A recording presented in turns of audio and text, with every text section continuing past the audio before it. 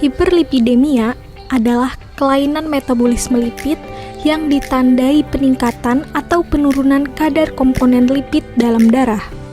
Pada keadaan hiperlipidemia terjadi kenaikan kadar kolesterol total, kolesterol LDL, dan trigliserida, serta penurunan kolesterol HDL.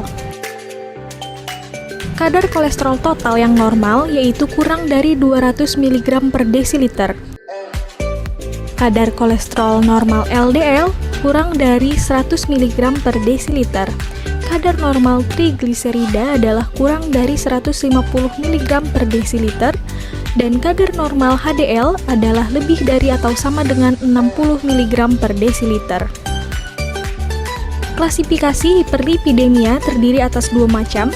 Yang pertama, hiperlipidemia primer yang disebabkan kelainan genetik, dan yang kedua, hiperlipidemia sekunder yang disebabkan penyakit lain seperti diabetes mellitus, gagal ginjal kronik, obesitas, dan mengkonsumsi makanan tinggi lemak.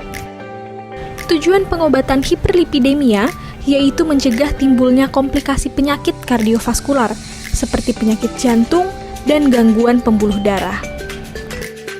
Pengobatan hiperlipidemia yang pertama menggunakan terapi non-farmakologis, yaitu tanpa menggunakan obat, seperti perubahan gaya hidup, aktivitas fisik, penurunan berat badan, dan menghentikan kegiatan merokok. Serta pengobatan yang kedua secara terapi farmakologis menggunakan obat, yaitu dengan menggunakan obat anti-hiperlipidemia. Obat anti-hiperlipidemia digunakan harus atas dasar dari rekomendasi dokter, misalnya golongan statin seperti simvastatin, atorvastatin, dan lovastatin, golongan fibrat yaitu fenofibrat dan gemfibrozil, golongan resin penukar anion seperti kolestiramin, golongan asam nikotinat, dan golongan ezetimibe. Obat-obat tersebut digunakan sesuai dengan kondisi pasien berdasarkan resep dokter. Penggunaan obat untuk memperbaiki profil lipid digunakan untuk jangka panjang. Obat hiperlipidemia diminum harus sesuai aturan. Misalnya, simvastatin pada malam hari karena metabolisme lipid terjadi pada malam hari. Dengan dilakukannya perbaikan gaya hidup, maka dapat mengurangi kolesterol LDL, mengurangi konsentrasi trigliserida, dan meningkatkan kadar kolesterol HDL.